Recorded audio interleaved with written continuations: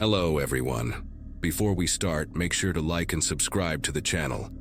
And leave a comment with where you're from and what time you're watching. That way, YouTube will keep showing you stories just like this one. Now, let's begin. Halloween fell on a Friday that year, and the whole neighborhood went crazy with decorations and kids everywhere. I had just turned 11 the month before, October 9th to be exact, and this was supposed to be the best Halloween ever, because Mom finally let me go out without her tagging along. Just me, my best friend Colin, and his little brother Jesse, who was 9 and obsessed with collecting every single piece of candy he could get his hands on. We'd been planning our route for weeks, mapping out which streets had the full-size bars and which houses to skip because they gave out those weird religious pamphlets instead of treats. Colin's mom made us promise to stay together, check in every hour, and be back by 9 o'clock sharp. We agreed to everything because we were just so pumped to be out on our own, hitting the streets with our pillowcases already in hand, ready to score the mother lode. The night started off perfect. We went as a group costume. The three of us dressed up as different horror movie characters. I was wearing this zombie getup my older sister helped me with, complete with fake blood and torn clothes. Colin went as a werewolf with this insane mask his dad got from a Halloween store in the city, and Jesse was a tiny vampire with plastic fangs that kept falling out of his mouth every time he said trick or treat. We hit house after house, and our bags got heavier and heavier. The weather was cold enough that you could see your breath, and the street smelled like fallen leaves and someone's chimney smoke. Every house was lit up with jack-o'-lanterns, some of them carved into crazy detailed faces, others just simple triangles for eyes. We were laughing and running between houses, comparing our hauls, and Jesse kept trying to sneak candy out of his bag, even though we all agreed to wait until we got back to Colin's place to do the official candy swap. Around 8:30, we decided to hit one last street before heading back. Sycamore Road, the one that bordered the community playground where we played basketball in the summer. The houses there were older, kind of run down compared to the rest of the neighborhood, with overgrown yards and peeling paint on most of the porches. We almost skipped it entirely because the streetlights were dim, and it looked pretty dead. But Jesse insisted because he heard from a kid at school that someone on that street gave out king-size Snickers bars.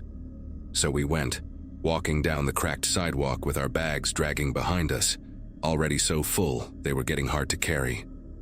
Most of the houses had their lights off, which usually means they're not participating. But there was one place about halfway down that had a single porch light on. No decorations, no carved pumpkins, nothing festive at all. Just that one yellow bulb buzzing above a dark green door. Colin said maybe we should skip it, but Jesse was already running up the driveway, so we followed. The guy who answered the door was old, probably in his 70s, with this wrinkly face and deep-set eyes that looked almost black in the shadows. He wore a cardigan that had seen better days and house slippers, and when he opened the door, he didn't smile or say anything at first. He just stared at us for a few seconds like he was sizing us up or deciding whether or not we were worth his time. Then he reached into a plastic bowl sitting on a table right inside the doorway and dropped a handful of candy into each of our bags without saying a word. Jesse shouted thank you, his voice all high-pitched and excited, but the old man just nodded once and shut the door before we even turned around to leave. Something about the whole interaction felt weird, but we were kids on a sugar high, and we didn't think much of it. We just moved on to the next house, which had its lights off, so we turned back toward Collins Street, ready to finally dig into our loot and start the trading process we'd been waiting for all night. When we got to Colin's house, his mom had already set up the living room for us. She'd spread out a big blanket on the floor and put out 3 bowls so we could sort our candy by type. The rule was simple. We each dumped our bags out, organized everything into categories, and then we'd trade until everyone was happy. I always traded away my Almond Joys because I hated coconut, and Colin would give up his Smarties because he said they were just compressed sugar that tasted like chalk. Jesse was the pickiest. He only wanted chocolate, specifically anything with caramel or peanut butter. We started sorting, making piles of chocolate bars, gummy candy, lollipops, and the random stuff like popcorn balls or homemade cookies that some of the older ladies in the neighborhood insisted on handing out. Jesse grabbed a chocolate bar from his pile, one with a dark brown wrapper that looked like it might be a Hershey's or something similar. He didn't even ask if anyone wanted to trade for it, just ripped the wrapper open and took a huge bite, chocolate smearing on his vampire fangs. Colin and I were too busy negotiating over a pack of Reese's cups to pay much attention to him at first. Maybe 30 seconds later, Jesse made this choking sound. Not like he was actually choking on the candy, but like something tasted so bad it made him gag. He spit the chocolate out onto the blanket, this gross brown glob mixed with saliva, and his face went pale. I mean really pale, even under the white vampire makeup he was wearing. He said it tasted like soap, like really strong chemical soap, and his mouth was burning. Colin's mom came rushing in from the kitchen because she heard the commotion, and she asked Jesse what was wrong, but before he could even answer, he lurched forward and threw up all over the blanket. It wasn't just a little bit either, it was violent, like his whole body was rejecting whatever he'd just eaten. The vomit was dark and had this strange smell to it, not the usual puke smell, but something sharper, almost like bleach or cleaning fluid. Colin's mom completely panicked. She grabbed Jesse by the shoulders and asked him what he ate, and he pointed at the half-eaten chocolate bar still in his hand, the wrapper lying next to it on the floor. She snatched the wrapper up and examined it, but there was no brand name on it, just plain brown paper that looked like it had been hand-wrapped. That's when I remembered the old man on Sycamore Road, how he just grabbed a handful of candy from that bowl, without even looking at what he was giving us. Colin's mom called 911 immediately, her voice shaking as she explained that her son's friend had eaten something and was now vomiting uncontrollably. Jesse kept throwing up, he couldn't stop, and between heaves he was crying and saying his throat hurt, that it felt like it was on fire. His lips started looking swollen and red, and there were these weird white patches forming at the corners of his mouth. I felt completely helpless, just sitting there watching my friend suffer, and Colin had backed up against the wall with tears streaming down his face. The ambulance showed up maybe 10 minutes later, but it felt like hours. The paramedics came rushing in with their equipment, asking questions rapid fire while they checked Jesse's vital signs and looked at the chocolate bar wrapper. One of them held it up to his nose and sniffed it. Then his expression changed. He told his partner something I couldn't quite hear, but I caught the word chemical. They loaded Jesse onto a stretcher and took him out to the ambulance, and Colin's mom went with them after telling us to stay put and that she'd call our parents. She grabbed the rest of Jesse's candy bag before leaving, and she took the chocolate wrapper with her. Colin and I just sat there in the living room, staring at the mess on the blanket, neither of us knowing what to say. The whole house smelled like vomit and that chemical odor, and all the candy we'd been so excited about suddenly looked dangerous, like any piece could be hiding something terrible inside. My mom showed up about 20 minutes later, her face tight with worry, and she made me show her every single piece of candy I'd collected. We went through it, item by item, and she threw away anything that looked homemade or had a wrapper that seemed off. When we got home, she called the police non-emergency line to report what had happened, giving them the address on Sycamore Road where we'd gotten the candy. I couldn't sleep that night. I kept thinking about Jesse and wondering if he was going to be okay, replaying the sound of him choking and gagging in my head. The next morning, Colin's mom called to tell us that Jesse was stable but still in the hospital. The doctors had run a bunch of tests and found traces of ammonia-based cleaning solution in his system, the kind you'd use to scrub bathrooms or kitchen floors. They'd had to pump his stomach and give him medication to protect his throat and esophagus from the chemical burns. He was going to survive, thank God, but he'd be in the hospital for at least a few more days under observation. The police had gone to the house on Sycamore Road early that morning and questioned the old man who lived there. His name was Howard Pruitt, and apparently he'd been living alone in that house for over 15 years after his wife died. Neighbors said he was always complaining about kids cutting through his yard or making noise near the playground, calling them vandals and troublemakers, even when they were just playing. The police searched his house and found a whole stash of candy in his kitchen, chocolate bars that he'd carefully unwrapped, coated with a diluted cleaning solution using a paintbrush, and then rewrapped in plain brown paper. He'd made dozens of them. When the police confronted him, Howard didn't even try to deny it. He admitted everything, said he'd only wanted to teach the kids in the neighborhood a lesson, to scare them into staying away from his property. He claimed he'd diluted the cleaning solution enough that it wouldn't kill anyone, just make them sick enough to think twice about trick-or-treating near his house again. He actually seemed annoyed that the police were making such a big deal out of it, like he couldn't understand why poisoning children was considered a serious crime. The detective who interviewed him said Howard kept insisting he wasn't trying to hurt anyone permanently, that it was supposed to be non-lethal, just enough to cause discomfort. But the medical report showed that if Jesse had eaten the entire chocolate bar instead of just one bite, or if a smaller child had eaten it, the outcome could have been fatal. The ammonia concentration was higher than Howard claimed, and the doctors said Jesse was lucky he'd spit most of it out, and that help arrived quickly. Howard Pruitt was arrested and charged with attempted poisoning, reckless endangerment, and distribution of adulterated food. The news spread through town like wildfire, and suddenly every parent was in a complete panic.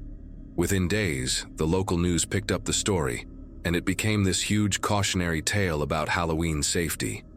Parents who'd let their kids eat candy on the walk home were now horrified, realizing how close their own children might have come to the same fate. The elementary school sent out letters to every family, and the PTA organized a meeting about trick-or-treat safety that packed the gymnasium. People started talking about only going to houses of people they knew personally, or skipping Halloween altogether next year. Some parents took their kids' entire candy hauls to the police station, where they'd set up a voluntary screening area with officers checking wrappers and looking for anything suspicious. Our local hospital offered free candy x-rays for anyone who wanted them. The whole town became obsessed with the idea that there could be more people like Howard out there, more tainted candy sitting in kids' pillowcases and plastic pumpkin buckets. I had to go to the police station with my mom to give a statement about what happened, describing the house and Howard's behavior when he answered the door. Colin and I both told them everything we could remember, even small details like the color of his cardigan and the way he'd stared at us before handing over the candy. Jesse came home from the hospital 5 days later, and when I saw him at school the following week, he looked different, thinner, quieter, and he didn't want to talk about what happened. His parents had hired a lawyer and were pursuing a civil lawsuit against Howard on top of the criminal charges.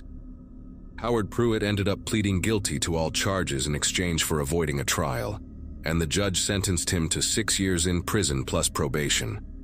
The house on Sycamore Road sat empty after that, with a for sale sign in the yard that stayed there for over a year before anyone bought it. Halloween was never the same for me after that night. Even now, years later, I still think about it every October when I see kids in costumes going door to door. I think about how something that's supposed to be fun and innocent can turn into a nightmare in seconds, how someone's bitterness and anger can poison more than just chocolate bars. Jesse never went trick-or-treating again, and honestly, I don't blame him.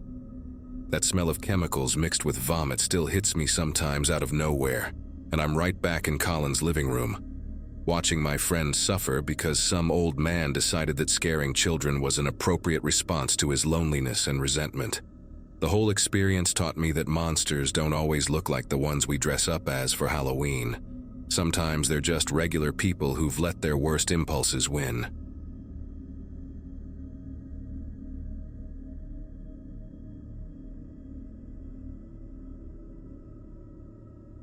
We'd been in Forest View for about 3 months when October rolled around, and honestly, I was still getting used to the whole suburban thing. Our old place in Wisconsin had maybe 20 houses scattered along a county road, so this neighborhood with its neat rows and HOA rules felt like a different planet. My little brother Ethan was 11 and had already made friends at his new school, which was more than I could say for myself. High school as the new kids sucked, especially when everyone had known each other since kindergarten. But that night, Halloween night, Mom handed me a flashlight and told me to take Ethan trick-or-treating while she stayed back to hand out candy. He'd been planning his route for weeks, had this whole map drawn on notebook paper with houses circled in red marker, based on intel from kids in his grade about who gave out the good stuff. He was dressed as a ninja, complete with a plastic sword and those weird toe shoes, doing these exaggerated kicks every few steps that made me want to walk 10 feet behind him. We headed out around 6:30, right when the sky was doing that deep purple thing before going fully dark. The air had that perfect autumn chill, and you could smell wood smoke from someone's fireplace mixed with the sugar-sweet scent of candy.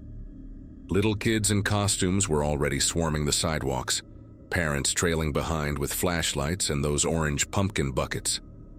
Our street, Pinehurst Drive, curved into a cul-de-sac at the far end, and most of the houses there had gone all out with decorations. Fake cobwebs, motion sensor witches, those inflatable yard displays that looked impressive until you saw them deflated the next morning. But there was one house at the very end that was completely dark. No lights, no decorations, nothing. Just this beige two-story colonial with bushes that had grown wild enough to scratch against the windows. When we were hitting the 4th or 5th house, this woman passing out candy, maybe in her 40s with a sweater that had a cat wearing a witch hat on it, leaned toward us and said, "You boys can trick or treat anywhere you want, but skip that last house. The people there don't celebrate." The way she said it wasn't casual. It was a warning, the kind adults give when they're trying to sound calm but actually mean business. Of course, telling Ethan not to do something was basically guaranteeing he'd obsess over it. For the next hour, as we hit house after house, and his pillowcase got heavier with candy, he kept circling back to that dark house at the end. Why don't they celebrate? Are they mean? What if they're just old and forgot to turn the lights on? I tried explaining that some people just don't participate, that maybe they were religious or just didn't like kids, but he wouldn't let it go. By the time we'd covered most of the cul-de-sac and the crowds were thinning out, it was almost 8:30. The younger kids had gone home, and the teenagers who were too old to trick-or-treat but did it anyway were starting to roam around in packs. Ethan stood at the edge of the dark house's driveway, staring up at it like it was some kind of challenge. The house looked even creepier now that the surrounding homes were lit up in contrast. Every other porch had candles or string lights, but this one was just a black void. "Come on, Caleb," Ethan said, already taking a few steps up the driveway. "Let's just check. Maybe they left candy out on the porch or something." I grabbed his shoulder and pulled him back, telling him we should respect what the neighbors said, but he shook me off. "I just want to see if anyone's home. We don't have to knock or anything." There was this weird determination in his voice that I recognized from when he'd get fixated on beating a video game level or winning an argument. He wasn't going to drop it. I figured the quickest way to end this was to just walk up to the porch, show him there was nothing there, and leave. So I sighed, adjusted my jacket, and followed him up the cracked concrete driveway. Dead leaves crunched under our shoes, and I noticed the lawn hadn't been mowed in weeks. As we got closer to the front door, I could see a faint bluish glow coming from inside, flickering like a television. That's when I noticed the door wasn't fully closed. It was open maybe 2 inches, just enough that you could see a sliver of the entryway inside. Ethan saw it too and immediately whispered, "See? Someone's home. They probably just forgot to close the door all the way." But something about it felt wrong to me. Not horror movie wrong, just off in a way I couldn't explain. Like when you come home and realize you left the stove on. That flutter in your chest. I told Ethan we should go, but he was already climbing the 3 wooden steps to the porch. The wood creaked under his weight, and I followed reluctantly, keeping my voice low as I called out, "Hello? Your door's open." Nothing, just the sound of the TV inside, playing what sounded like a local news broadcast. I knocked on the door frame, louder this time. "Hello? Anyone home?" Still nothing. Ethan pushed the door open a bit wider, and the hinges made this long, groaning sound that seemed way too loud in the quiet neighborhood. The entryway was dimly lit by the TV glow coming from what looked like the living room to the left. I could make out a coat rack, some shoes lined up against the wall, normal stuff. "We should call someone," I said, pulling out my phone. Maybe they had an emergency and left in a hurry. But Ethan was already stepping inside, his ninja sword bumping against the doorframe. "Ethan, what are you doing?" I hissed, but he ignored me, moving toward the TV light like a moth. I didn't want to leave him in there alone, so I followed, my heart doing this annoying hammering thing against my ribs. The living room was small and cluttered, with a brown couch facing a TV that was playing some news segment about traffic conditions. On the coffee table in front of the couch, I saw a large plastic bowl, the kind you'd put Halloween candy in, except it was tipped over on its side. Fun-sized Snickers and Milky Ways were scattered across the table and onto the floor, some of them still in that jumbled pile like someone had knocked the bowl over suddenly.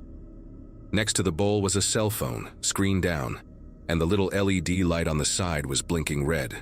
But what made my chest tighten was the phone's camera.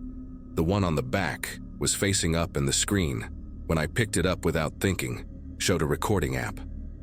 The timer read 43 minutes and 17 seconds. Someone had been recording. My brain tried to make sense of it. Maybe someone was doing a Halloween prank video and stepped away. Maybe they were filming themselves handing out candy and forgot about it. But the spilled bowl, the abandoned phone, the open door, none of it added up to a simple explanation. I was about to tell Ethan we needed to leave right now when I noticed the floor. There were footprints, muddy boot prints leading from the entryway past where we were standing and disappearing into the hallway that led toward the back of the house. They were large, definitely adult-sized, and the mud was still wet enough that it looked dark against the hardwood. I followed the trail with my eyes and saw they led to a door at the end of the hall, partially open. Even from where I stood, I could tell it was the basement door because of the darkness beyond it and the way cooler air seemed to drift out. Ethan had moved to the couch and was picking up some of the spilled candy, shoving a Snickers into his pillowcase like we were still trick-or-treating and this was all normal. "Ethan, put that down," I whispered urgently, my voice coming out sharper than I intended. "We need to go, now." He looked at me like I was overreacting, holding up a Twix bar. "Why? No one's here, they probably went to a party or something." But I was staring at those boot prints at the basement door, and every instinct I had was screaming that we'd walked into something we shouldn't have. I grabbed Ethan's arm, probably harder than I needed to, and started pulling him toward the front door. That's when I heard it. A sound from the basement. Not a loud sound, not a crash or a voice, just breathing. Heavy, labored breathing, the kind you do when you've been running or lifting something, that wet, raspy inhale and exhale. It was coming from just beyond the basement door, down those stairs we couldn't see. And then the breathing paused, like whoever was down there had heard us moving. The silence that followed was worse than the sound itself. My entire body went rigid, and I could feel Ethan tense up beside me, finally understanding that something was very wrong. I didn't think. I just moved. I yanked Ethan toward the front door and he didn't resist this time, his candy bag forgotten on the floor. We stumbled out onto the porch, and I was pulling the door shut behind us when I heard footsteps, fast and heavy, coming up the basement stairs. Not running exactly, but moving with purpose. My hands fumbled with the doorknob, trying to pull it closed, but it stuck halfway like the frame was warped. Through the gap, I could see movement in the hallway, a shadow stretching across the wall from the basement doorway. Ethan was already at the bottom of the porch steps, and I abandoned the door, jumping down all 3 steps at once.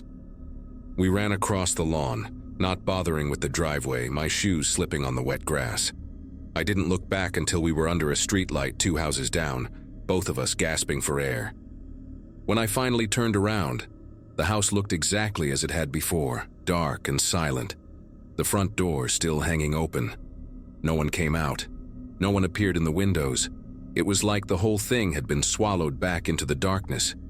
Ethan was shaking, his ninja sword crooked on his back, his face pale even in the orange glow of the streetlight. "Who was that?" he kept asking. "Who was down there?" I didn't have an answer. We stood there for maybe 2 minutes just watching the house, waiting for something to happen. Part of me wanted to call the cops right then, but what would I even say? We went into someone's house uninvited and heard breathing?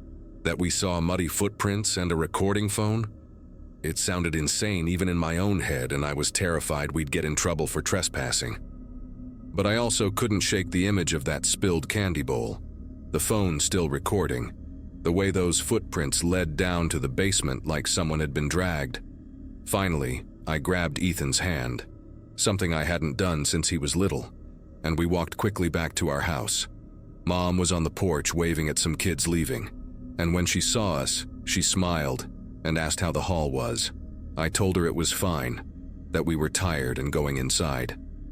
She didn't notice that Ethan had left his candy behind, or that both of us looked like we'd seen something we couldn't explain. That night, I barely slept.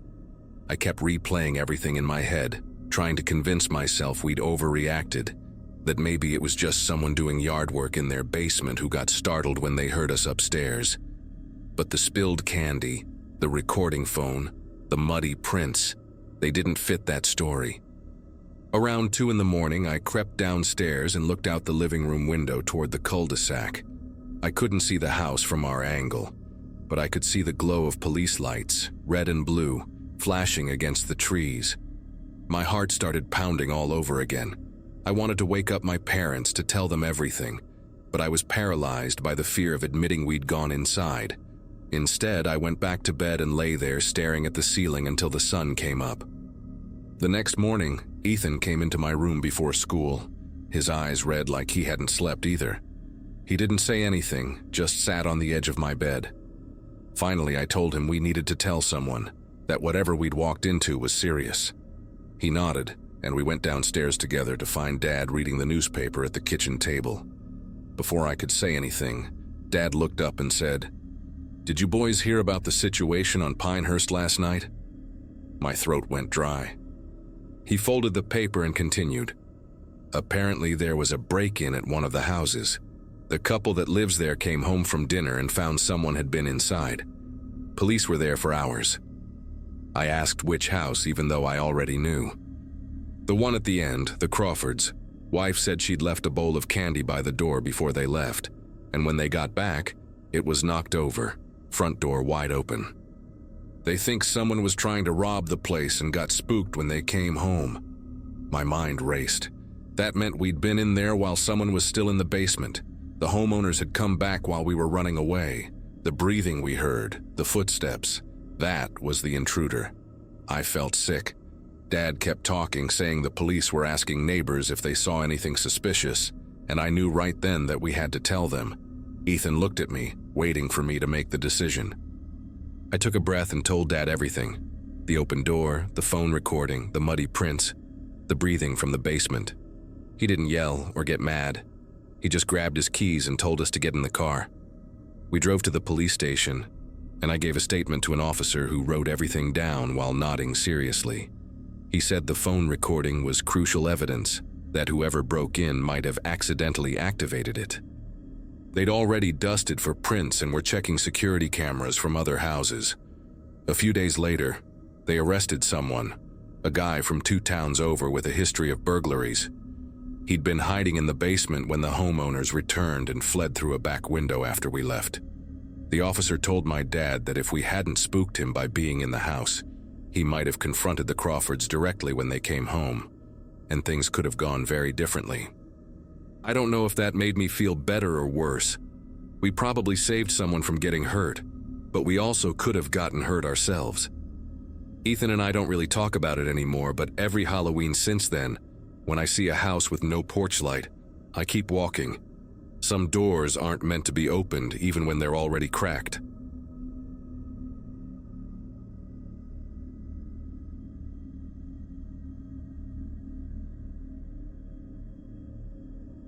The best night of my life turned into the worst in less than an hour.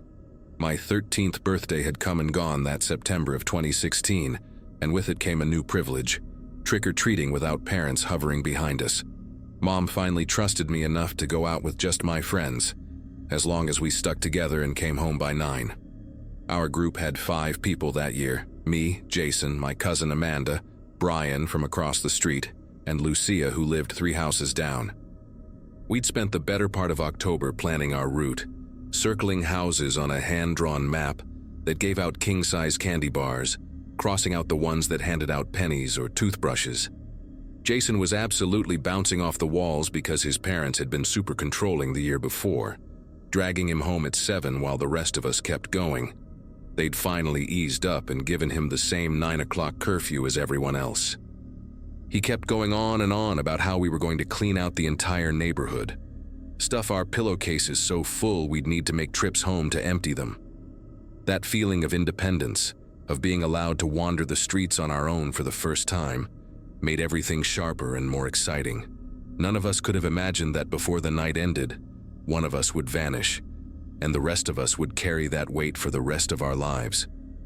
We left around 6 in the evening, just as the sky shifted from orange to deep purple, and the streetlights flickered on one by one.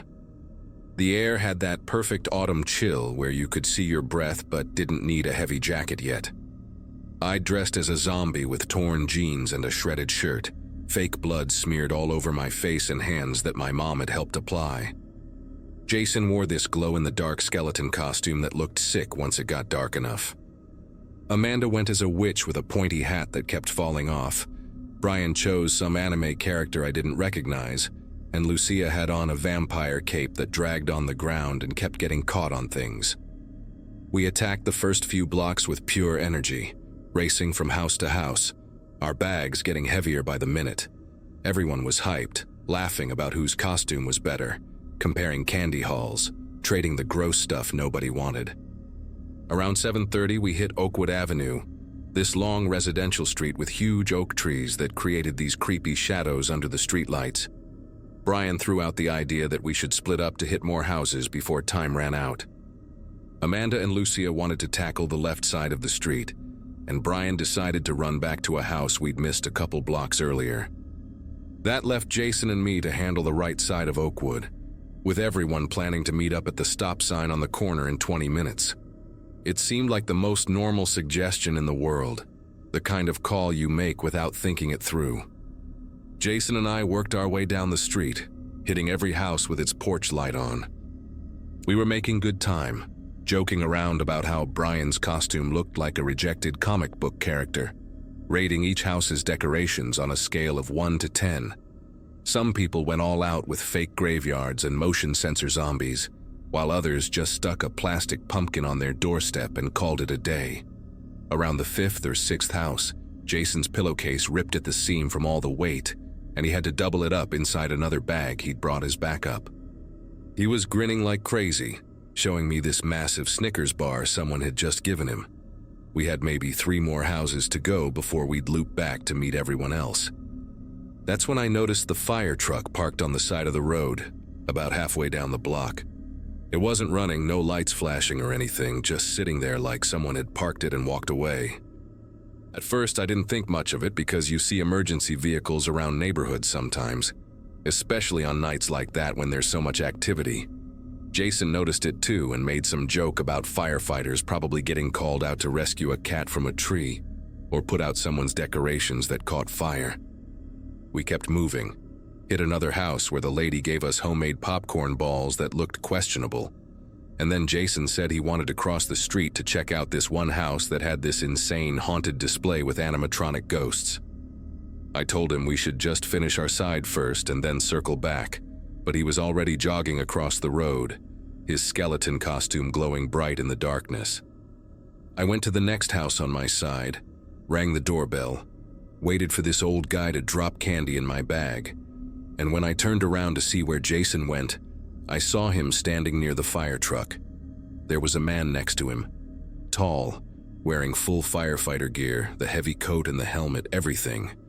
They were talking, and Jason was nodding, gesturing toward his bag like he was showing the guy his candy or something. I figured maybe it was someone's dad who was a firefighter, just hanging out and chatting with kids, being friendly. The whole interaction looked completely normal, harmless even. I didn't feel any alarm bells going off in my head. I actually thought it was kind of cool that Jason was talking to a real firefighter, I finished up the last 2 houses on my side, which took maybe 3 or 4 minutes tops, and when I looked back toward where Jason had been standing, he was gone. The fire truck was still there, but no Jason, no firefighter, just an empty street. At first, I figured he'd just moved on to another house, or maybe crossed back to my side of the street while I wasn't paying attention. I walked toward the stop sign where we were supposed to meet everyone, expecting to see him there already, probably bragging about some giant candy bar he'd scored. But when I got there, it was only Amanda and Lucia waiting, comparing their hauls and complaining about a house that gave out raisins. I asked if they'd seen Jason, and they both shook their heads. Brian showed up a minute later, out of breath from running, and he hadn't seen him either. We waited at that corner for another 10 minutes, then 15, joking at first that Jason was probably just trying to squeeze in a few more houses before meeting us. But as the minutes dragged on, the jokes stopped. Amanda suggested we walk back down Oakwood to look for him. So we did, all 4 of us retracing our steps, calling his name. We checked every yard, every side street, even knocked on a few doors asking if anyone had seen a kid in a skeleton costume. Nothing. The fire truck was gone too, which I only noticed when we got back to where I'd last seen Jason. The spot where it had been parked was completely empty. Not even tire marks or anything to prove it had been there at all. We searched for another 20 minutes before Amanda said we needed to tell our parents. None of us wanted to be the one to admit we'd lost Jason, but we didn't know what else to do. We walked back to my house because it was closest, and I remember my stomach twisting into knots as we climbed the porch steps. My mom took one look at our faces and knew something was wrong before I even opened my mouth. When I told her Jason hadn't shown up at the meeting spot and we couldn't find him anywhere, her expression shifted from concern to seriously alarmed in about 2 seconds. She grabbed her phone and called Jason's mom while ushering all of us inside. I could hear Jason's mom's voice getting louder and more panicked through the phone, asking where he was last seen, what he was wearing, who he was with. My mom tried to keep her calm, but her own hands were trembling as she dialed 911. Within 15 minutes, there were police cars on our street, officers asking us questions, writing everything down in little notepads. I explained about the fire truck, about seeing Jason talking to the man in firefighter gear, and I watched the officers exchange these quick glances that made my chest feel tight. One of them asked me to describe exactly what the man looked like, but I couldn't give them much because of the helmet and the gear covering most of his face. All I remembered was that he was tall, maybe 6 feet or more, and his voice had sounded friendly when I'd heard him talking to Jason from across the street. The next few hours turned into this surreal blur of search parties and flashing lights. More police showed up, then volunteers from the neighborhood, everyone spreading out with flashlights, checking yards, garages, anywhere a kid might have wandered off to or gotten hurt. Jason's parents arrived at my house, his mom completely falling apart, his dad trying to hold it together, but you could see the terror in his eyes. They kept asking me the same questions the police had asked, wanting me to remember more details, anything that might help. I felt this crushing guilt building in my chest because I'd been right there, literally across the street from Jason when he was talking to that man, and I'd just assumed everything was fine. Why didn't I call out to him? Why didn't I cross the street to see what they were talking about? These questions hammered through my head over and over. My mom kept trying to reassure me that it wasn't my fault, that I had no way of knowing, but her words felt hollow. Amanda, Brian, and Lucia were all sitting in my living room looking shell-shocked, none of us really understanding how a normal night had spiraled into this nightmare. The police brought in dogs around midnight, and I watched from my window as they tracked Jason's scent down Oakwood Avenue, then lost it about a block past where I'd last seen him. The investigation kicked into high gear the next day. Detectives came to interview me again, this time with more specific questions about the fire truck and the man. They asked about the truck's number, any identifying marks, the color and condition of the firefighter gear. I did my best to remember, but everything had happened so fast and I hadn't been paying that much attention, because nothing seemed wrong at the time. They brought in a sketch artist who worked with me to create a composite, but since I'd barely seen the man's face, the drawing ended up pretty generic. What really broke the case open was the security footage. One of the houses on Oakwood had a camera system that covered their driveway and part of the street. The police got the footage and found the exact moment Jason approached the truck.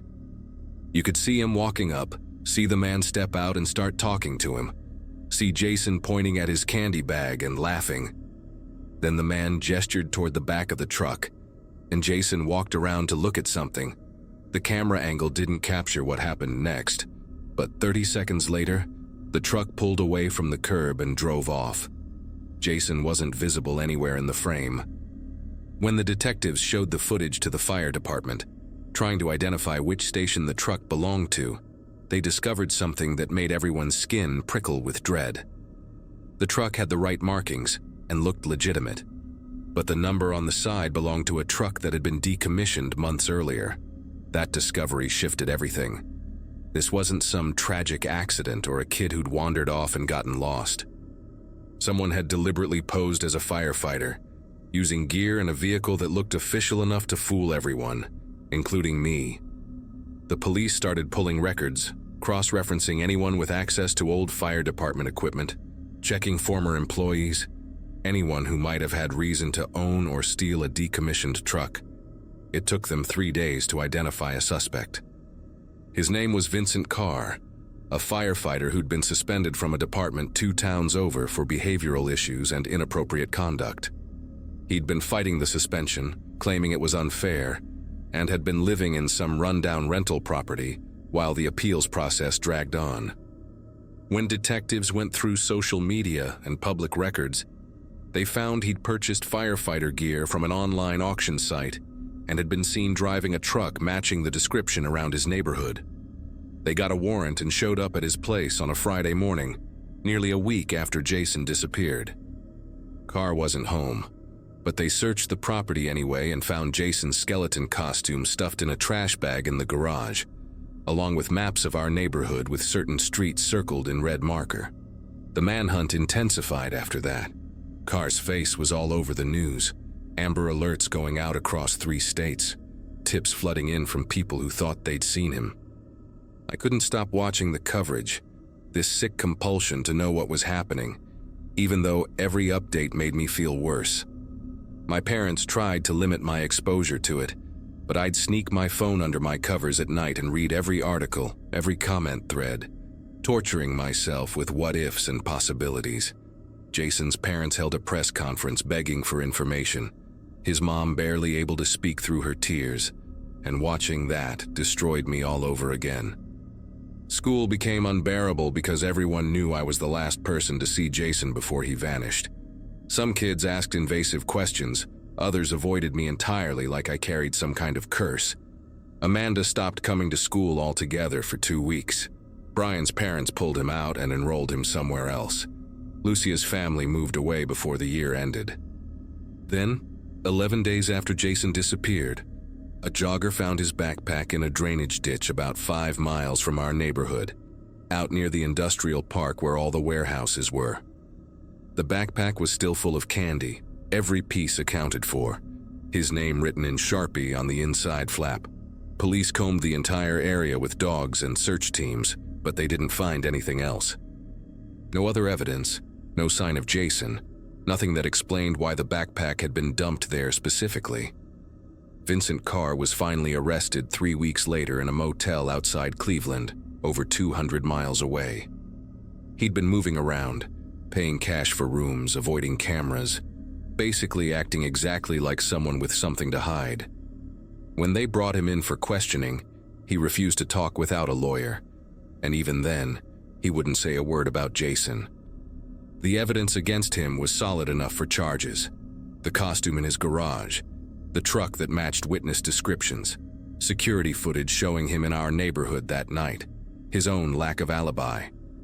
But without Jason, without a body or a confession, the case stalled in this agonizing limbo. The prosecutors worked with what they had, building a circumstantial case for kidnapping, but everyone knew it wasn't enough for the kind of justice Jason's family deserved.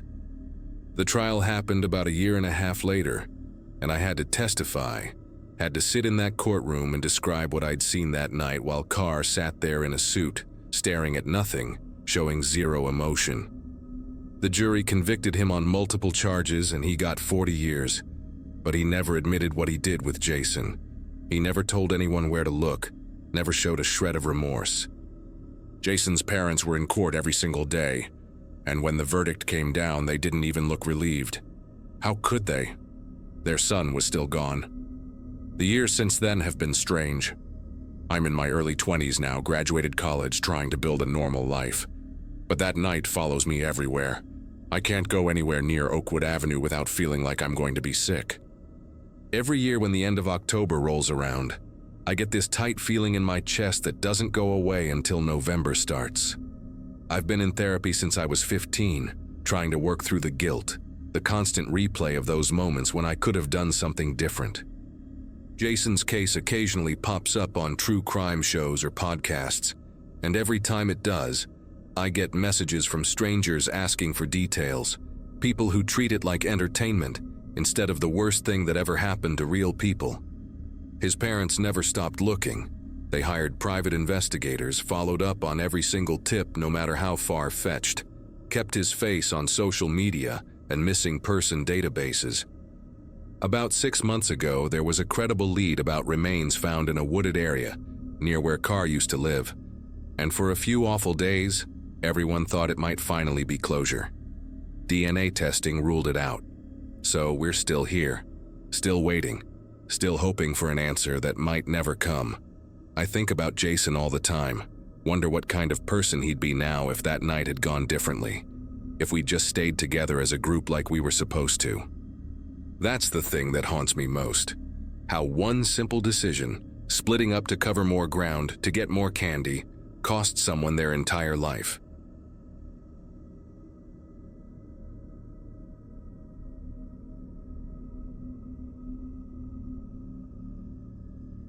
My mom stood in the doorway that October evening, arms crossed, giving me that look she always did when she was about to say no to something. I'd been begging for weeks to go trick-or-treating without her following me around like I was still in kindergarten. And honestly, I was starting to lose hope. But then she sighed, did that thing where she rubbed her temples and said fine, I could go with the neighborhood kids as long as I was home by 8:30. I practically jumped through the ceiling. 11 years old and finally getting some freedom felt like winning the lottery. She made me promise about 1,000 things, stuff about staying with the group and not talking to strangers, basic things I already knew. I remember nodding through it all, barely listening, just wanting to grab my costume and get out the door before she changed her mind. The group I went with was 6 kids total from our street in Riverside Heights, this quiet neighborhood in Oregon, where nothing interesting ever happened. There was Tommy Brennan, this 13-year-old who acted like he was too cool for all of us but came anyway, and then me and 4 other kids around my age. We had our route planned out for weeks, targeting all the houses that gave out full-size candy bars first, then hitting the streets with the best decorations. I dressed up as a zombie cheerleader, spent forever getting the fake blood just right on my face and uniform. My plastic pumpkin bucket was orange with this goofy jack-o'-lantern face, same one I'd been using since first grade. By 7 that evening, it was already filling up with Snickers and Reese's. All the good stuff. The air had that perfect fall smell, dead leaves and wood smoke, and every single house on our block had their porch lights blazing. I felt like I could do anything, like I was finally old enough to be part of the real world, instead of just watching it from behind my parents. Things started changing around 7:45. We were on Ashwood Drive, this street about 4 blocks from my house, when Sophie's dad pulled up in his pickup truck. She waved goodbye and climbed in, and I remember feeling a little pang of jealousy because her bucket was overflowing and mine was only half full. Then 20 minutes later, Tommy's older brother came to get him and the Martinez twins, said their mom wanted them home early. That left just me and Kevin Walsh, this kid from my math class who dressed up as a vampire with these ridiculous plastic fangs that kept falling out of his mouth. We kept going, hitting a few more houses, but I could tell Kevin was getting tired. His dad showed up around 8:15 in front of this house with a giant inflatable ghost in the yard. Kevin looked at me all apologetic and said he had to go, that his dad had work early in the morning. I told him it was fine, that I'd head home in a few minutes anyway. But I lied. My bucket was still only half full, and I'd promised myself I'd fill it to the top before going back. I kept walking alone down Ashwood, then turned onto Berkeley Road, checking my phone every few minutes. 8:20, 8:25. I had maybe 5 minutes before I needed to start heading back, but there were still houses with their lights on, still candy to collect. That's when I noticed the house at the end of Berkeley, number 847, sitting back from the street with this long driveway and overgrown hedges. I'd walked past it a million times going to the corner store or riding my bike to school. It was one of those houses that always looked the same. Paint peeling on the shutters, grass a little too long. Nothing special about it. But that night, something about it caught my attention. Maybe it was because every other house on the block was lit up like a carnival, and this one sat there in complete darkness. The porch light was off, the windows were black, and taped to the front door, I could just barely make out a white piece of paper that said, "No candy," in thick black marker. I should have kept walking. That's what I tell myself now, that I should have just turned around and headed home with my half-full bucket and called it a night. But I was 11 and stubborn, and annoyed that I'd wasted time going out alone when I could have gotten way more candy if the group had stayed together. So I walked up the driveway, my sneakers crunching on the gravel, telling myself I'd just knock once to be polite, to cover every house on my route like I'd planned. The no candy sign was right there at eye level when I reached the door, the tape yellowed and curling at the edges like it had been there for weeks. I raised my hand to knock anyway, one of those stupid defiant moments where you do something just because someone told you not to. But before my knuckles even touched the wood, I heard this sound from inside. A creaking sound, like old furniture shifting weight. Then the door moved, just an inch, swinging inward on its hinges without anyone pulling it. The smell hit me first, not like rotting food or garbage, but something stale and thick, like a room that hadn't had fresh air in months. I stood there in the doorway, my pumpkin bucket hanging from my wrist, peering into the darkness. My eyes adjusted slowly, shapes emerging from the gloom. A narrow hallway, a staircase going up on the left, and straight ahead, through an archway, I could see into what must have been the living room. That's where I saw her. A woman sitting on a couch, completely still, her body angled toward a television that was on but showing nothing except gray and white static. The glow from the screen lit up her face in this weird flickering way, and even from where I stood I could see she was older, maybe 60 or 70, with gray hair pulled back in a loose bun. She wore a floral housecoat, the kind my grandmother used to wear, and her hands rested on her lap like she'd just sat down to watch her shows and fallen asleep. I called out, "Hello?" My voice came out smaller than I meant it to, almost a whisper. The woman didn't move. The static from the TV was the only sound, that constant hissing white noise that makes your ears feel full. I thought maybe she was hard of hearing, that she hadn't noticed the door opening or me standing there. My mom had always taught me to be respectful to elderly people, to help them if they needed it, so I took a step inside. Just one step. The floorboards creaked under my weight, loud enough that I was sure she'd hear it and turn around, but she didn't. She just kept sitting there, facing that static screen, her silhouette perfectly still against the gray light. I took another step, then another, moving down the hallway toward the living room. My bucket bumped against my leg with each step, the candy inside shifting and rustling. When I reached the archway, I could see her more clearly now, see the way her housecoat had a coffee stain on the collar, see the veins visible on the backs of her hands. That's when I noticed her eyes. They were open, wide open actually, staring straight at the television screen with this blank, glassy look that made my chest tighten. She wasn't asleep. She wasn't even blinking. I stood there for what felt like an hour, but was probably only a few seconds watching her, waiting for her to blink or shift or do anything that would prove she was just zoned out watching TV. But nothing happened. Her chest wasn't moving up and down the way it should when someone breathes. Her fingers weren't twitching. She was just there, frozen, like a mannequin someone had posed on the couch. I opened my mouth to say something, to ask if she was okay, but the words got stuck in my throat. And that's when I saw the coat. A man's jacket, dark blue or maybe black in the dim light, hanging on the wooden chair beside the couch. It was dripping. Not a lot, but enough that I could see the small puddle forming on the hardwood floor beneath it, the fabric heavy and saturated like someone had just come in from a storm. But it hadn't rained that night. I remembered that clearly because I'd checked the weather obsessively all week, terrified that it would pour and ruin everything. The sky had been clear when I left my house, cold but dry, not a cloud anywhere. So why was that coat soaking wet? I stared at it, at the water dripping in the steady rhythm, plip, plip, plip onto the floor, and my brain started putting together things I didn't want it to put together.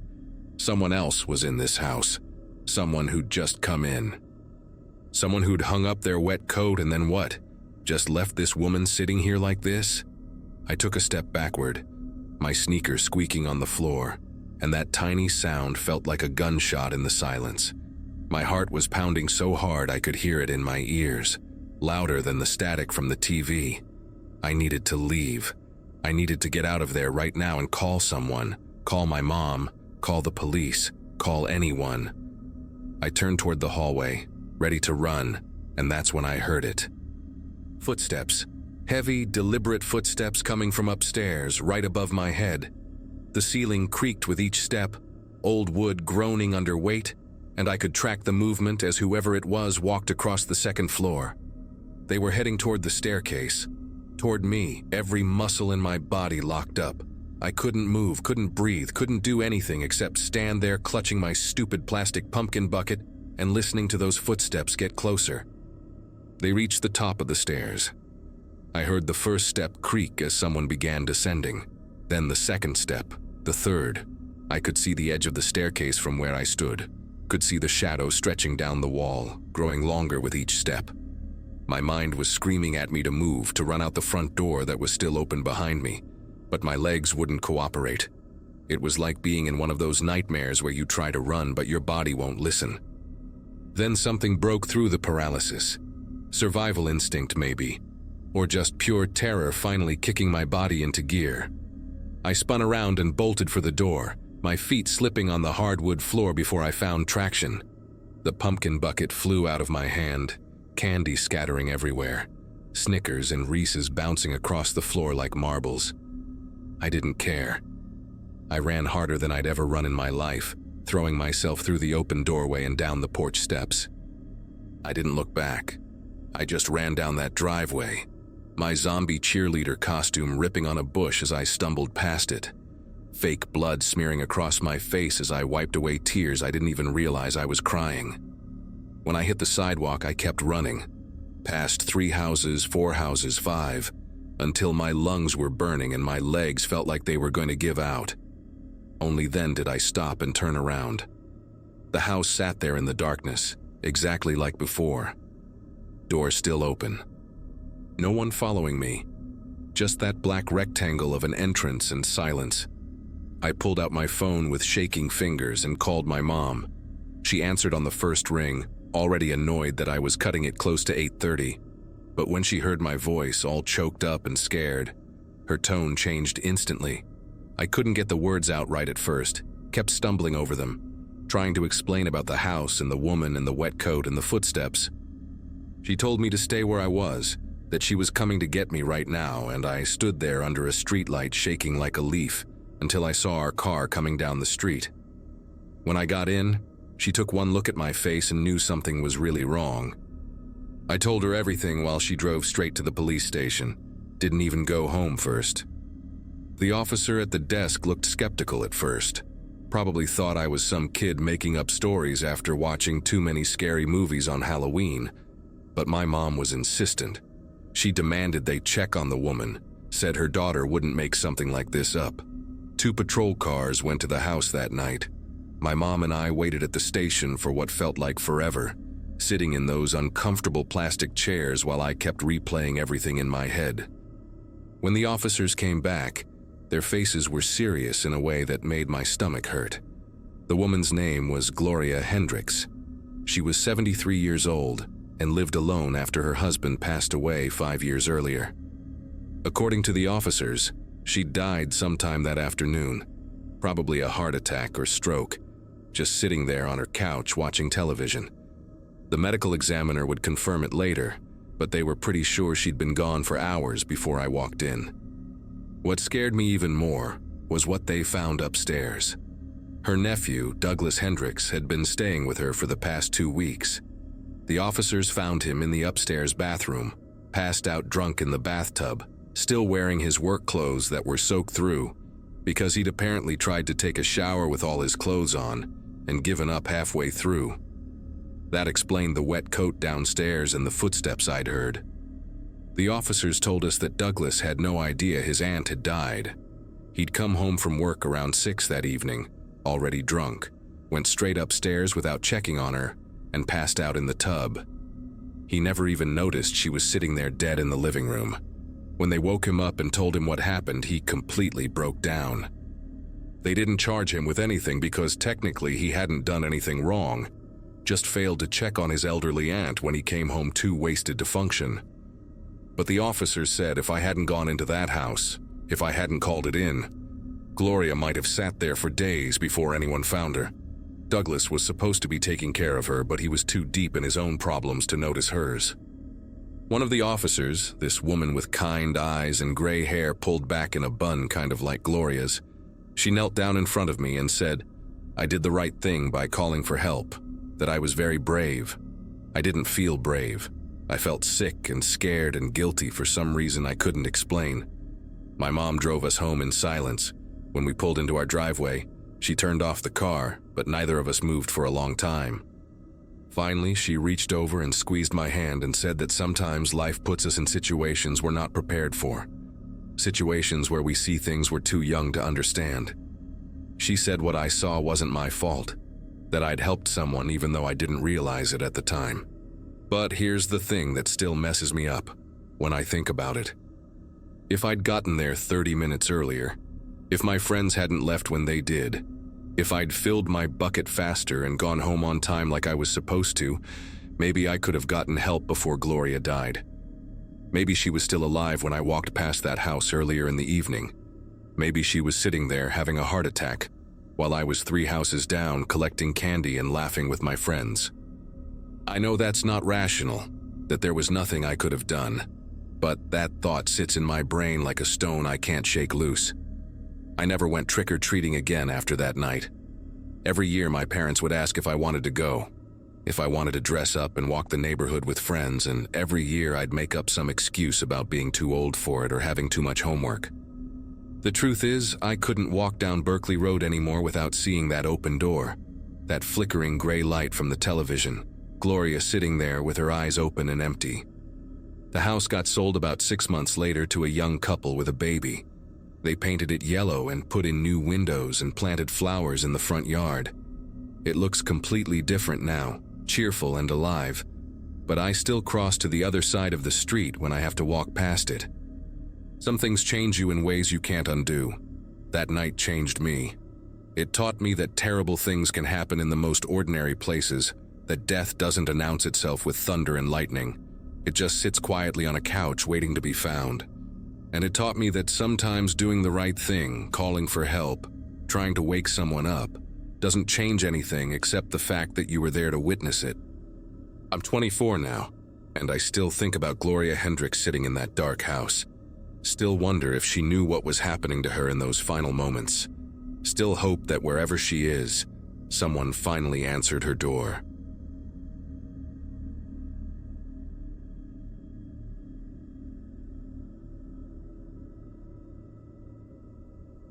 Halloween fell on a Saturday in 2022, and I remember thinking that made it perfect.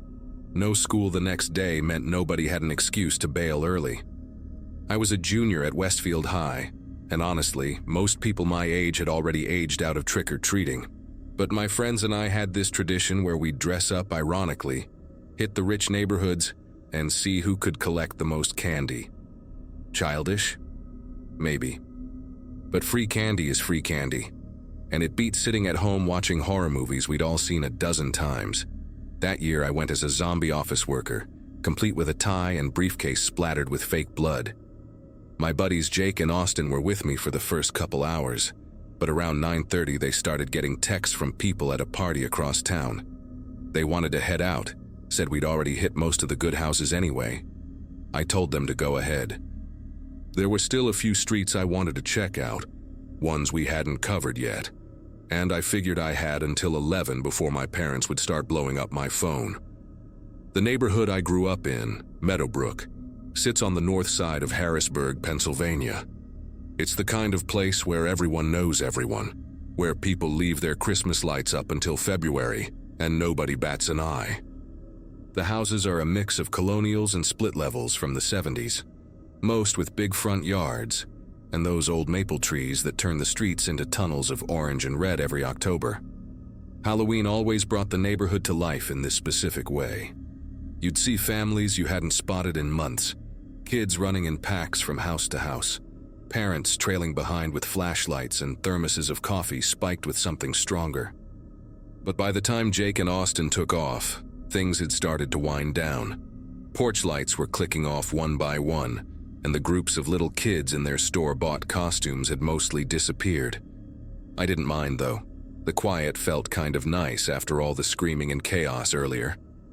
I walked down Chestnut Lane with my pillowcase of candy slung over my shoulder, still hitting the houses that had their lights on, getting the usual comments from adults about how I was getting too old for this, but here's some Snickers anyway. That's when I first noticed him. I was coming down the steps of the Castellano house, unwrapping a Reese's cup, when I glanced across the street and saw a guy standing under a streetlight.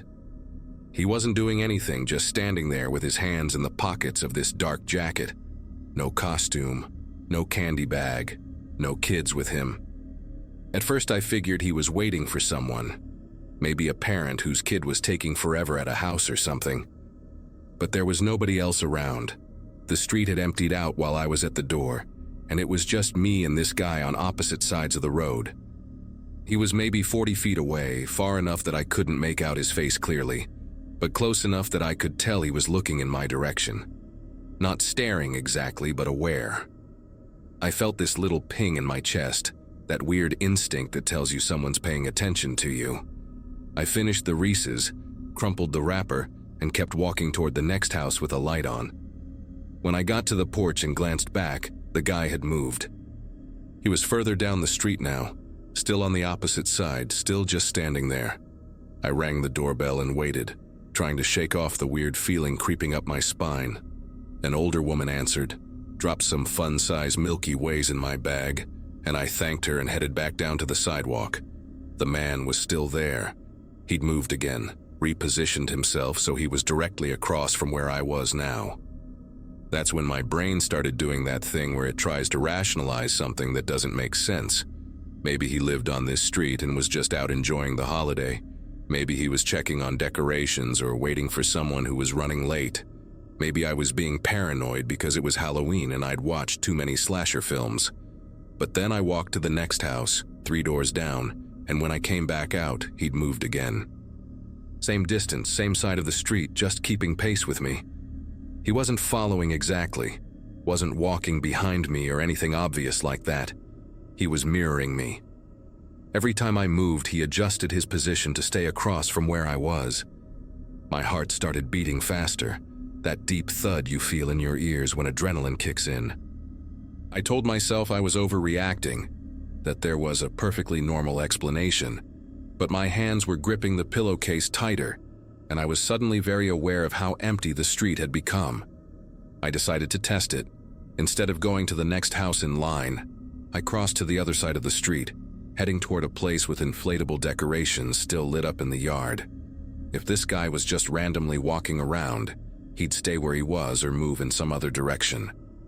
But if he was actually tracking me, he'd have to adjust. I kept my eyes down, pretending to check my phone, but I was watching him in my peripheral vision. Sure enough, as soon as I crossed, he started moving too. Not rushing, not making it obvious, just a casual stroll that happened to bring him back across the street to the side I'd just left. We'd basically swapped positions. My stomach twisted into a knot. This wasn't coincidence anymore. This was deliberate. I went up to the house, rang the bell, and when a guy in a witch hat answered, I barely registered what candy he gave me. My focus was on the man across the street who had stopped near a parked minivan and was standing there like he had all the time in the world. When I came back down the steps, I made a split-second decision to head toward the main road where there'd be more lights, maybe more people. I walked faster now, not quite running but definitely moving with purpose. My sneakers made this rhythmic slap against the pavement, and I kept my breathing steady, trying not to let panic take over.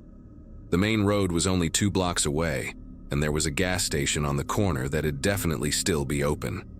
I could go there, hang out inside for a bit, maybe call my parents to come get me even though I'd feel like an idiot explaining why. As I turned the corner onto Willow Court, I risked a glance back. The man was still there, but he'd stopped moving. He was just standing at the intersection, a dark shape under the streetlight watching me go.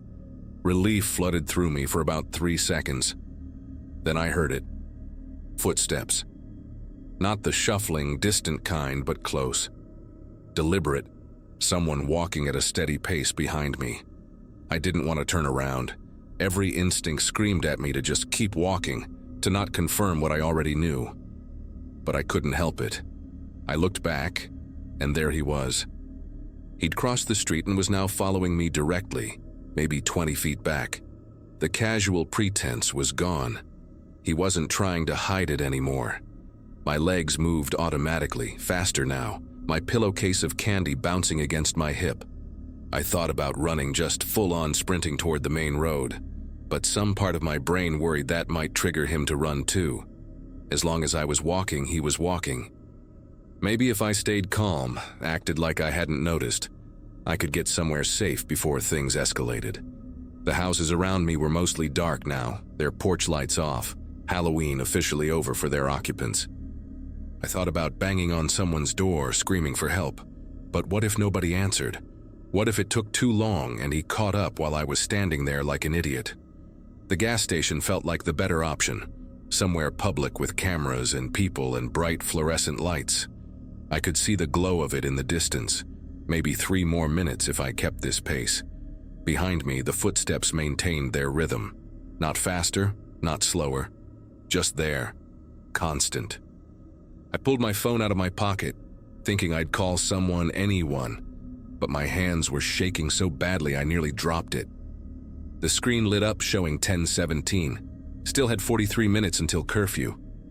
My parents wouldn't even be worried yet. I was about to dial Jake when I made the mistake of looking back again. The man had closed the distance. He was maybe 10 feet behind me now, close enough that I could see his face in the glow of a porch light I was passing. He looked completely ordinary. That's what freaked me out the most. No mask, no weapon visible, nothing that screamed danger except for the fact that he was following a teenager down a dark street. He had short brown hair, a weathered face that could have been anywhere from 35 to 50, and he was wearing jeans and that dark jacket, navy blue or black. His expression was blank, neutral, like he was just out for an evening walk and I happened to be in front of him. But his eyes were locked on me with this focused intensity that made my skin feel too tight. I shoved my phone back in my pocket and made a choice. I was going home. The gas station was too far, and I wasn't sure I could maintain this pace for 3 more blocks without breaking into a run. My house was closer, just 2 streets over. My parents might not be home yet. They usually didn't get back from their Saturday night dinners until 11.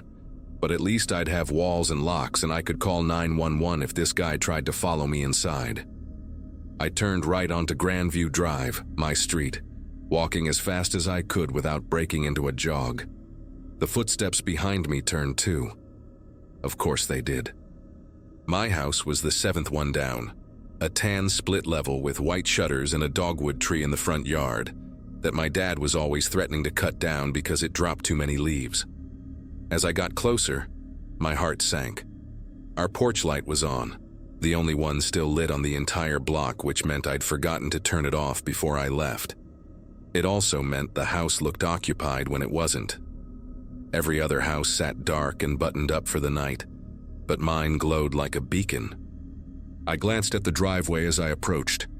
Empty. No Honda Accord, no Jeep Cherokee. My parents were definitely still out. The reality of being completely alone hit me like cold water. I fumbled in my pocket for my keys. That stupid Batman keychain Jake had given me last Christmas jangling as I pulled them out. My hands wouldn't stop shaking. I could hear the footsteps still behind me, and I didn't need to look to know he was still there, still following. I made it to the front walk and practically ran up the 3 concrete steps to the porch. The key slid into the deadbolt on my second try, and I twisted it, hearing that beautiful click of the lock disengaging. I pushed the door open and stumbled inside, immediately turning to slam it shut behind me. That's when I saw him clearly for the first time in full light. He'd stopped at the corner of my property, right where the sidewalk met our front lawn, standing perfectly still under the streetlight. He was just watching, not approaching, not leaving, just standing there with his hands in his pockets like he had all the patience in the world. The porch light illuminated half his face, throwing the other half into shadow, and I could see that same blank expression, that focused stare aimed directly at my front door. I slammed the door shut, locked the deadbolt, then the chain, then the handle lock. 3 locks total. I backed away from the door, my breath coming in short gasps, and moved to the window beside it.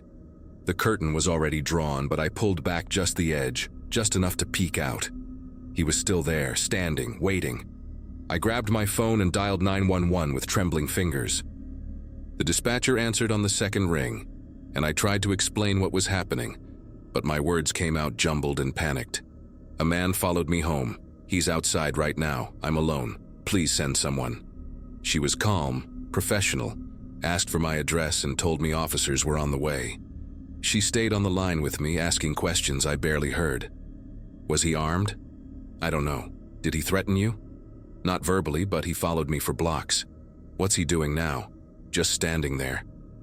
The whole time I was on the phone, I kept my eyes on that window, watching his shadow under the streetlight. He didn't move, didn't pace, didn't pull out a phone, didn't do anything. Just stood there like a statue, facing my house. 5 minutes passed, though it felt like an hour. The dispatcher kept talking to me, keeping me calm, and then I heard the most beautiful sound in the world. Sirens. Distant at first, then growing louder as they approached. The man heard them too. I saw his head tilt slightly, listening, and then without any rush or panic, he simply turned and walked away. Not running, not hurrying, just a casual walk back the way he'd come, disappearing into the darkness between streetlights. 2 police cars pulled up less than a minute later, their lights painting my house in alternating red and blue. I unlocked the door and met the officers on the porch, and one of them immediately went to search the area while the other took my statement. I told him everything, described the man as best I could, explained the route we'd taken. They found nothing. No sign of him anywhere in the neighborhood. The officer was kind, took me seriously, didn't make me feel stupid or paranoid. He said they'd increase patrols in the area and asked if I wanted to file a formal report. I said yes. My parents came home about 20 minutes later, called back early by the dispatcher, and I'd never been so relieved to see them. They were scared, angry, hovering. My mom kept hugging me while my dad talked to the officers. The police stayed until almost midnight, checking all the doors and windows, making sure everything was secure. They never found the man. No neighbors had seen anything, no security cameras caught him, nothing. It was like he'd just vanished. For weeks after, I couldn't shake the memory of him standing there under that streetlight, just watching. Police never identified him, never got any leads. I finished high school, went to college, moved on with my life. But even now, years later, I still check behind me when I'm walking alone at night, and I never, ever trick or treat anymore.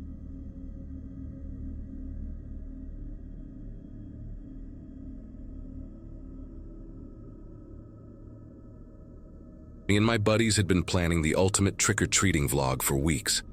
We weren't little kids anymore, just grabbing candy and going home. No, we wanted to document everything, make it cinematic, blow up on TikTok with something actually cool. I'd gotten my driver's license in early September, 2 weeks after turning 16, which suddenly made me the guy with the car and the guy responsible for coordinating this whole operation. Aaron, Chris, Miguel, and me decided we were going full commitment on costumes too. I spent 3 hours working on this zombie surgeon look, complete with a chest wound I made using liquid latex and food coloring that looked disturbingly real. Aaron ordered this insane leather plague doctor mask online that made him look like he stepped out of a horror movie. Chris and Miguel went as killer clowns, except they made it genuinely unsettling instead of the usual party store garbage. The main thing, though, was the GoPros. We each strapped one to our chests, the same kind streamers use, because Aaron was convinced that if we captured everything from multiple angles and edited it right, we could actually go viral. The plan was simple: hit every street in Cedar Brook Estates before midnight, get reactions from homeowners, showcase the craziest decorations, and turn it into this epic Halloween special that would get us internet famous. October 31st, 2023 started out perfect. The weather was weird for Michigan, sitting at like 60 degrees even after the sun went down, so we didn't need jackets covering up our costumes. We started around 7 in the evening, right in that sweet spot where it was dark enough to feel like real Halloween, but early enough that families with little kids were still out. Our neighborhood goes absolutely insane for the holiday. People drop thousands on decorations, turning entire front yards into elaborate haunted graveyards with fog machines, animatronic witches, motion sensor zombies, the whole production. We hit the first 10 houses without anything particularly interesting happening. Just the standard compliments on our costumes and king-size candy bars getting tossed into our bags. Aaron kept up this running commentary for his camera, cracking jokes about which houses had the best setups, doing voiceovers like he was hosting some professional documentary. Around House 15, we got to this place on Buttonwood Drive that had the most elaborate decorations I'd seen all night. Full-size skeletons were climbing up the brick exterior. Orange spotlights illuminated every corner of the yard. And there was this massive plastic cauldron by the front door with dry ice creating this rolling fog effect. The guy who answered looked maybe mid-40s, regular suburban dad type, holding a big wooden bowl filled with premium chocolate bars. He got really enthusiastic about our costumes, especially the GoPros, saying he loved that teenagers still went all out for trick-or-treating instead of thinking they were too cool for it. We thanked him, grabbed our candy, and moved on to the next house without giving that interaction a second thought. Nothing about it seemed off. He was just another friendly neighbor participating in the holiday. We spent the next 4 hours hitting nearly every house in the neighborhood, our bags getting heavier with each stop. The footage we were capturing was actually turning out incredible. We got this one house where the owner had rigged up a fake electric chair that sparked when you walked past it. Another place where someone dressed as Michael Myers just stood completely still in the doorway until we turned to leave, then moved slightly to freak us out. Chris nearly dropped his entire bag of candy when that happened. By 11, our feet were killing us, and the streets had mostly cleared out, just a few stragglers heading home. We'd filled up 2 bags each, way more than we needed, but Aaron insisted we had enough content to make something actually good. The drive back to my place took maybe 10 minutes, all of us buzzing with adrenaline and already talking about how many views we'd get. My mom was still awake when we got home, sitting in the living room with her laptop, working on something for her job at the insurance company. She asked how the night went, told us to keep it down because my little sister was asleep, and said we could use the basement to go through the footage as long as we cleaned up after ourselves. The basement became our editing bay for the next 2 hours. We had 4 different camera angles from the same night, all this raw footage that needed to be synced up and cut together. Aaron was the best with editing software, so he took the lead, pulling all the files onto his laptop while the rest of us watched and gave input. We started from the beginning, watching ourselves leave my driveway, walking up to the first few houses. It was actually pretty cool seeing it all come together, these different perspectives of the same moments. Some houses looked way better on camera than they did in person, the lighting and fog machines creating this legit creepy atmosphere. We were maybe an hour into reviewing everything when Aaron pulled up the footage from Buttonwood Drive, that house with the elaborate decorations and the friendly guy. On screen, you could see all four of us approaching the door, the orange lights making our costumes look even better than I remembered. The guy opened the door right on cue, complimented our outfits, dropped chocolate bars into our bags, made that comment about loving teenagers who still trick or treat. Standard interaction, nothing weird. But then Aaron noticed something. After we turned and walked away, heading down the driveway toward the street, his GoPro kept recording.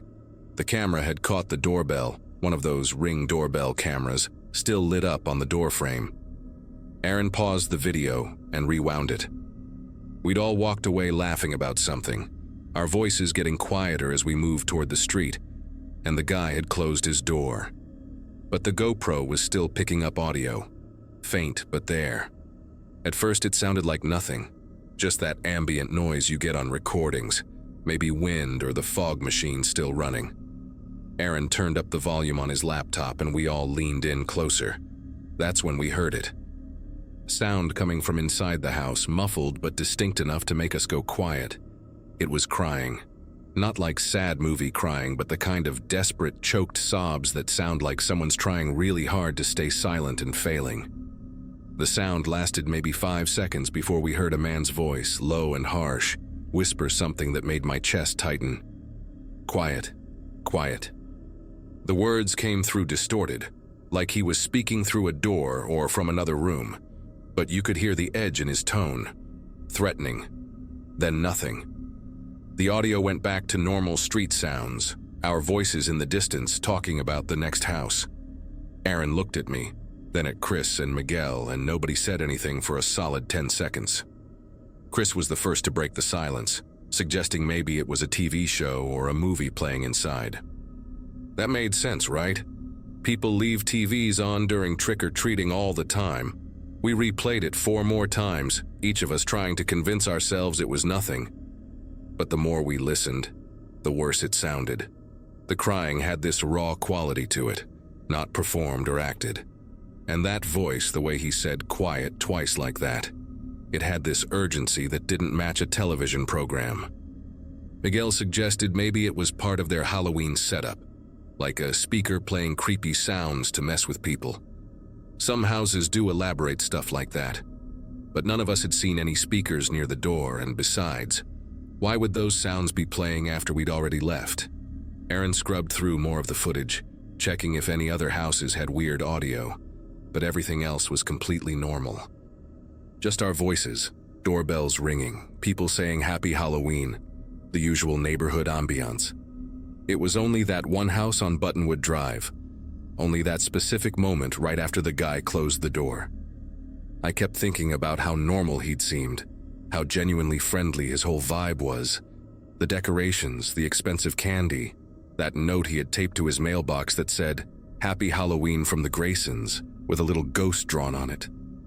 Everything about that house screamed regular suburban family, but that audio didn't match any of it. We sat there in my basement, the timestamp on the video frozen at the exact moment you could see the Ring doorbell camera on his door frame, and this sick feeling started building in my stomach that wouldn't go away. By 1 a.m, we'd exhausted every rational explanation we could think of. Chris was still pushing the TV theory, but even he didn't sound convinced anymore. Aaron suggested we just delete that part of the footage and use everything else for the vlog, pretend we never heard it. Miguel hadn't said much for the past 20 minutes, just sitting there staring at the paused video with this look on his face I couldn't read. I wanted to agree with Aaron, just forget about it and move on, but something kept stopping me. That crying sounded too real. That voice sounded too threatening.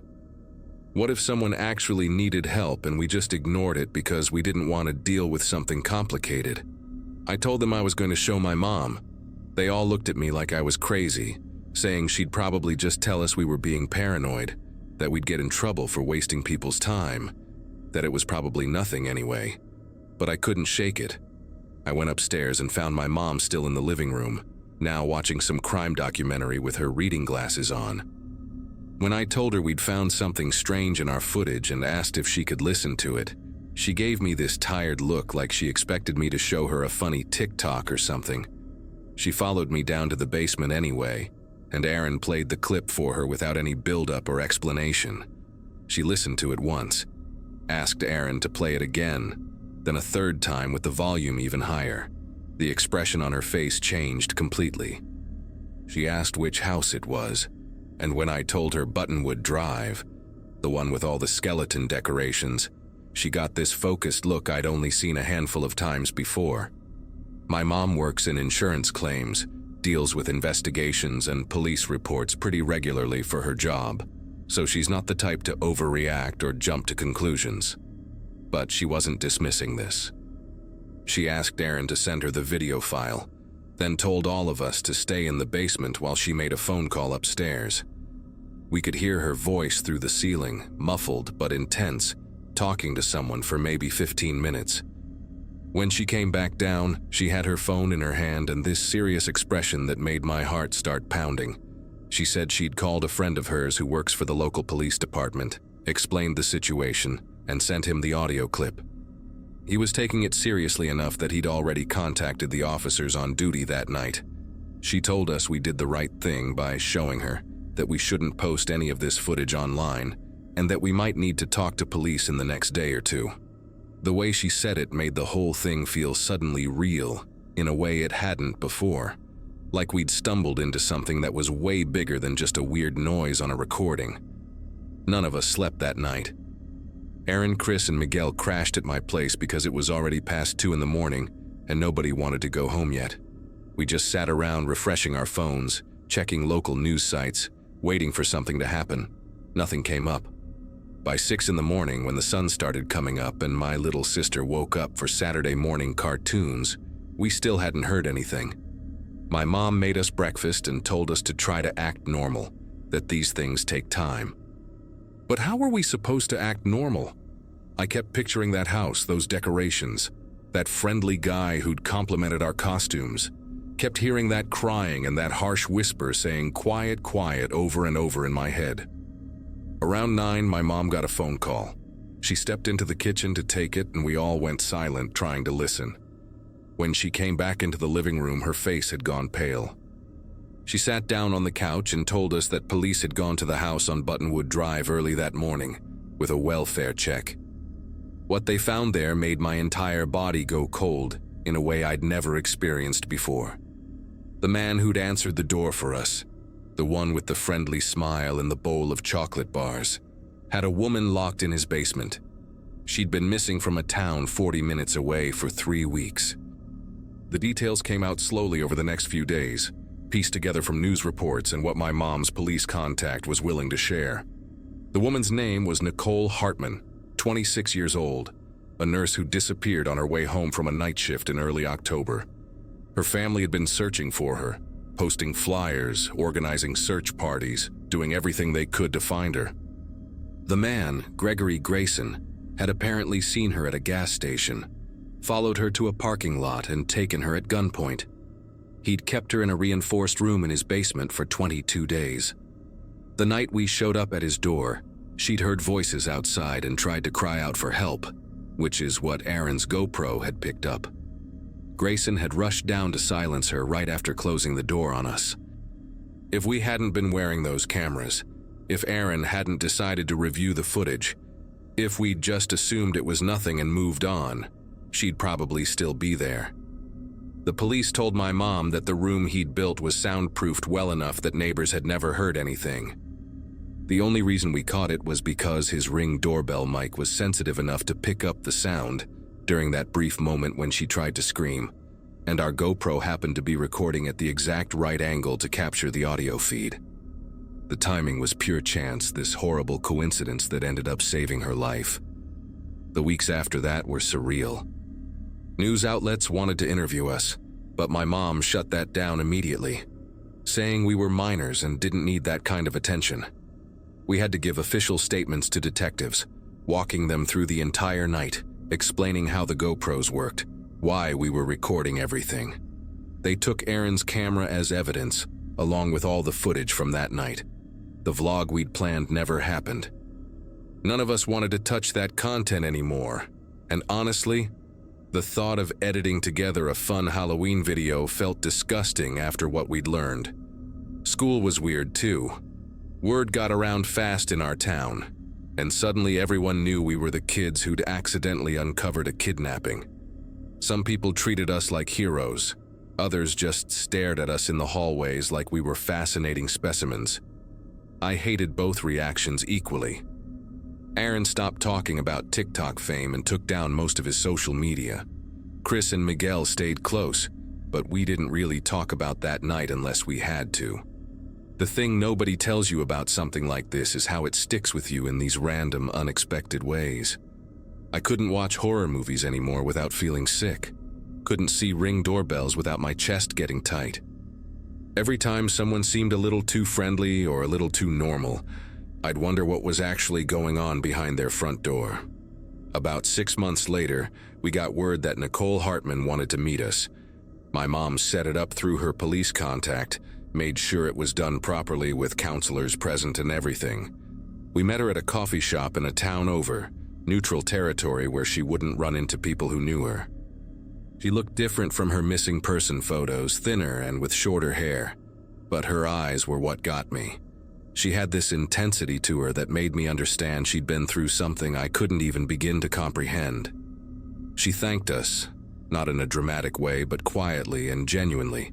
Said she'd heard our voices that night through the walls, heard us laughing and talking about our costumes, and for a brief moment thought maybe someone would notice something was wrong. When she heard us leaving, she'd made the choice to risk crying out, knowing he might hurt her worse for it, but thinking it might be her only chance. She told us that choice saved her life, but it was our choice to not ignore what we'd heard that actually got her out. We didn't know what to say to that. What do you say to someone whose nightmare you accidentally stumbled into? She didn't stay long, said she just needed us to know that we'd done something that mattered, that we shouldn't feel guilty or scared about what happened. I think she could tell we'd been carrying this weight around, and she wanted to lift some of it off us. After she left, the four of us just sat there for a while, not really talking, just processing everything. It didn't fix what we'd been feeling, didn't make the whole thing suddenly okay, but it helped. Gregory Grayson got 40 years, and Nicole moved to a different state to start over. We're seniors now, almost done with high school, and we still don't really talk about that Halloween.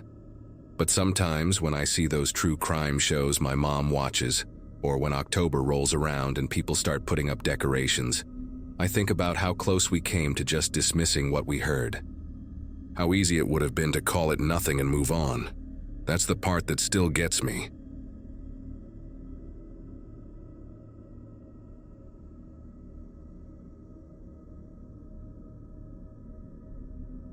It was supposed to be one of those harmless Halloween nights that parents half enjoy for the nostalgia and half endure for the sugar chaos. My two kids, Lily and Ben, were bouncing in the back seat, their costumes already crumpled from the drive. We had heard through one of Lily's classmates that the houses over in Briarwood Circle were giving out the good stuff, the full-sized candy bars, not the tiny ones you get everywhere else. I figured it would be worth the drive, a fun detour before heading home. The neighborhood looked like something out of a magazine. Tall oaks, trimmed lawns, and houses glowing with string lights and pumpkins on every porch. We turned onto the cul-de-sac, and it really did feel like a small carnival. Kids in every direction, parents chatting at the curb, porch lights gleaming one after another. Every house but one. On the far end sat a 2-story home, darker than the rest. No lights, no decorations, nothing but a faint blue flicker from inside, like the glow of a television left on. The front door was slightly open, just enough to notice from the street. I remember thinking maybe the owners had stepped out for a minute or just ran out of candy. I told the kids to skip it, but Ben was fixated on that house. He said he saw movement inside, a shadow by the stairs. He was only 7, and full of that fearless curiosity that makes you both proud and terrified as a parent. Lily, who was 9 and already in that know-it-all stage, laughed and said Ben was imagining things. They argued for a bit, and before I could finish telling them to move along, Lily said she'd prove it was nothing. She grabbed her plastic pumpkin bucket and started walking toward the house. I remember how her cape trailed behind her, brushing against the sidewalk, the sound of it oddly loud against all the laughter and chatter around us. I stayed by the car, not wanting to make a scene by yelling, figuring she'd knock, get no answer, and come right back. But she didn't. She stepped onto the porch, hesitated, and looked back at me once. Then she pushed the door a little wider. That's when the faint sound of a TV came clearer. Static and muffled voices, like an old news broadcast playing on loop. The air felt strangely still around that spot, as if the rest of the street had gone quieter. I saw her glance over her shoulder toward the living room inside. Then her small hand disappeared behind the doorframe. A second later, Ben followed her halfway up the path before I caught up and told him to stop. I called Lily's name, but before she could answer, I heard her scream. I ran up the path so fast I nearly tripped over Ben's candy bucket. The door was wide open now, the living room lit only by the glow of a television showing nothing but gray fuzz. The sound filled the air in this hollow way, like it had been playing for hours. I shouted for Lily again and moved deeper into the house, my voice echoing strangely. That was when I saw movement. Two small figures crouched under a dining table, their faces streaked with tears. Lily and Ben were both shaking, clutching each other. They wouldn't speak at first, just kept pointing toward the kitchen. I told them to stay put and stepped closer to where they were pointing. The smell hit me before I saw anything. Metallic, thick, and wrong. In the kitchen, a man sat tied to a chair, duct tape across his mouth. He was alive, barely, his eyes wide and darting toward me, pleading. I froze for a second that felt much longer than it probably was, trying to make sense of what I was looking at. The light from the refrigerator spilled across the tile, showing scuff marks on the floor, and one of the back doors was swinging slightly, as if someone had just gone through it. I ran back to the kids, grabbed them both, and rushed out the front door, yelling for someone to call the police. A couple of parents nearby turned, confused at first, thinking maybe it was just some Halloween prank. When they saw the look on my face, they realized it wasn't. Within minutes, the cul-de-sac that had been buzzing with laughter fell into a heavy silence, broken only by the distant sound of sirens getting closer. I tried to keep the kids calm, but Lily wouldn't stop repeating, "He wasn't alone. Someone else was there." Her voice had this hollow, terrified tone that didn't sound like her at all. The police arrived fast. They told us to stay by the car while they cleared the house. Watching them move inside with their flashlights felt unreal, like I was outside my own life. I remember one of the officers calling out that the back door was open, another saying the ropes were fresh.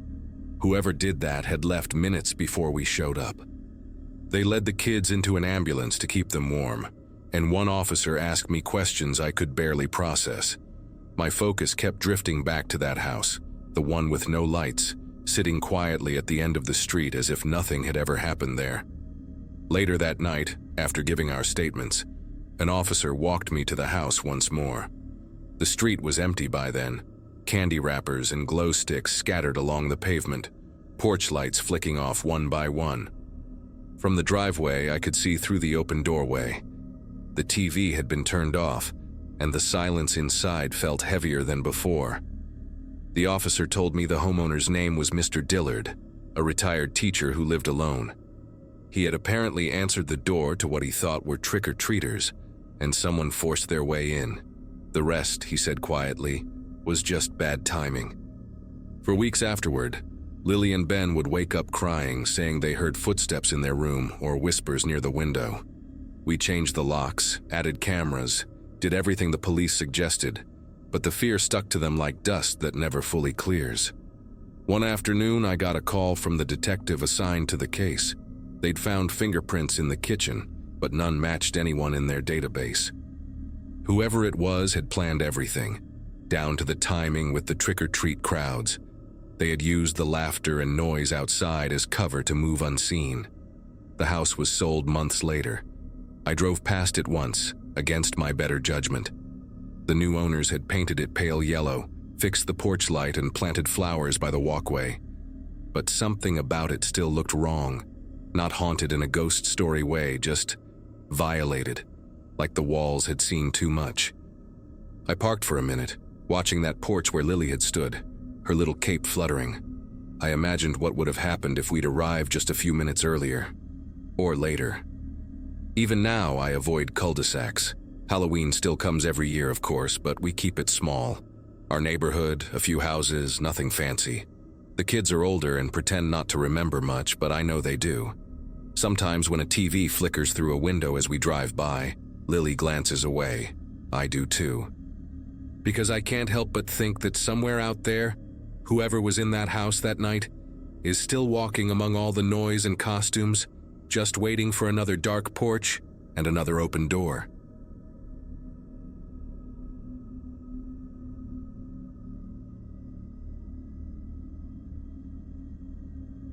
It had been one of those autumn nights when the air felt sharp enough to taste.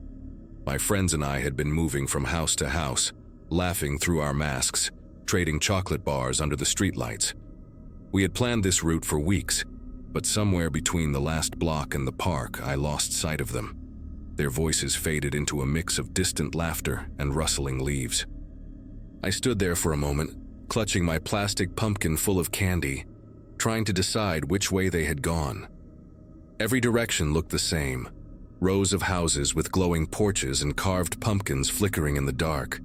I figured they had probably cut across the neighborhood toward the main street, so I decided to take a shortcut through the narrow alley that ran behind the houses. It was quiet there, too quiet maybe, but I told myself it would save time. The fences on both sides were tall, and the smell of damp leaves mixed with the faint scent of garbage. My sneakers brushed against the gravel as I walked, the sound strangely loud in the stillness. My costume, a witch dress my mom had made, kept catching on the candy bag as I shifted it from one hand to the other. Halfway through, I noticed how dark it was. The houses on either side had their lights facing the front yards, leaving the alley hidden in shadows. The only sound was the faint drag of my candy bag against my leg. I thought about using my phone's flashlight, but when I pulled it from my pocket, the screen was black. Dead. I sighed, more annoyed than scared, and kept going, quickening my steps. The air seemed colder the farther I went, like the night was thickening around me. That was when I heard it, a soft crunch behind me, the unmistakable sound of someone stepping on gravel. I turned, expecting to see one of my friends playing a prank. Nothing. Just a row of fences and the faint shimmer of moonlight on a metal trash bin. I told myself it was probably a raccoon or a stray cat, but my heart was already thudding a little faster.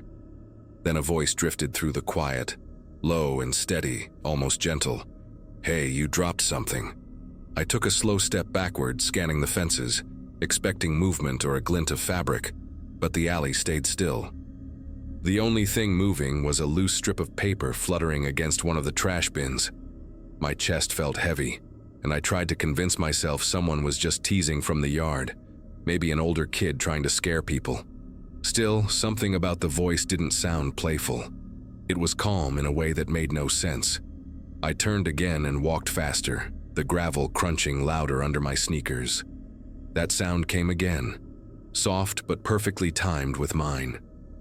I started jogging, clutching the candy bag so tightly the plastic handle bit into my palm. Every time I sped up, the steps behind me matched exactly, not closer, not farther, just echoing me. My mind was racing through excuses. Maybe it was my own echo bouncing between the fences. Maybe the sound carried weird through the alley. I told myself to breathe, just make it to the end, and the whole thing would look ridiculous in daylight. But the end still looked far, and the dark stretched on like it was never going to open back to the street. A sharp clang made me stop.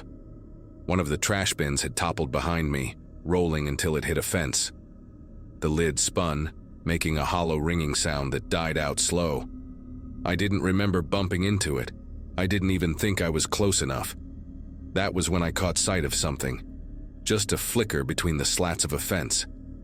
A darker shape moving behind the gaps, like someone was walking along the opposite side, keeping pace with me.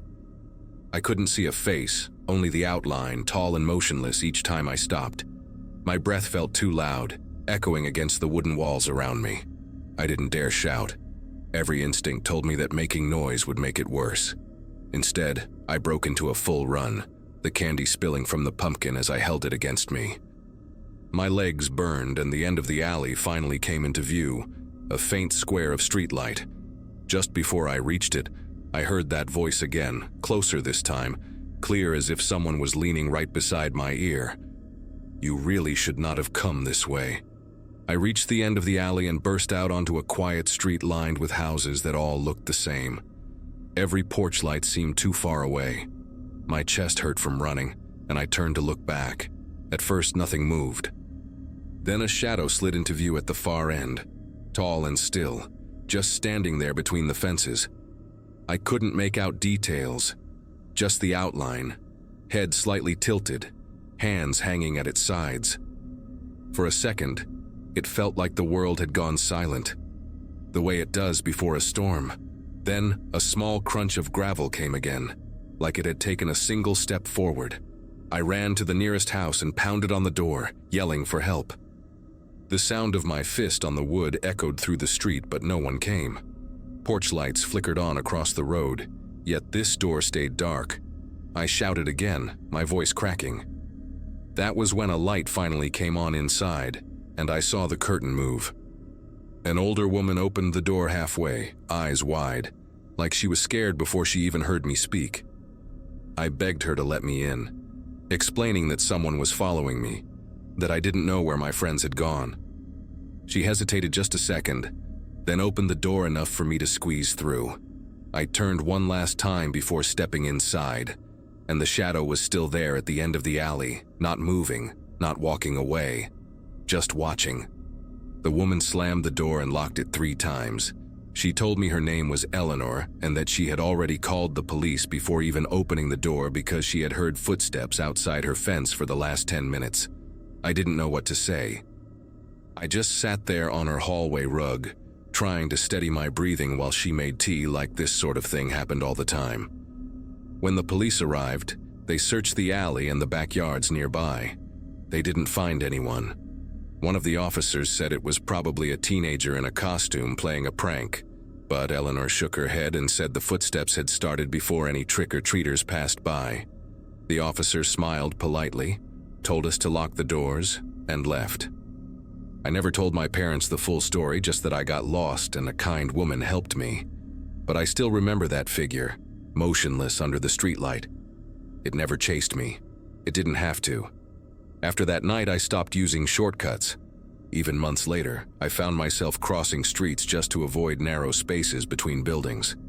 My friends teased me for being jumpy, but I could not explain the kind of silence that had filled that alley.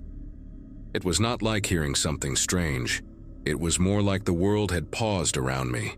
I tried convincing myself it was some older kid in a mask, yet part of me never believed it. The way that shadow had stood, perfectly still, like it did not need to move to be dangerous, that stayed with me. Eleanor kept in touch for a while after the incident. She told my mom she would walk with me to school if I ever felt uneasy. A few weeks later, I heard from her again. She called to say someone had tried her back gate late one night. When the police came, they found only a small pile of candy wrappers and a single black glove near her fence. They told her it was probably nothing. She said she kept her windows closed after that. I did too. Years passed and I thought about that night less and less. But one Halloween, while handing out candy at my parents' place, I noticed something strange. A man lingered across the street, too far to see clearly. He never came closer, just stood under the same kind of streetlight that had lit that alley years ago. Kids walked past him laughing, and he never moved. When I blinked, he was gone. I told myself it was a trick of the light, but I stayed inside after that. Sometimes, when the house is quiet and I catch the sound of gravel shifting outside, my mind goes straight back to that night. I keep telling myself it's just the wind or a raccoon, but deep down, I know that voice was real. I never saw his face, but I remember every word, soft and steady, like he was right behind me again. You really should not have come this way.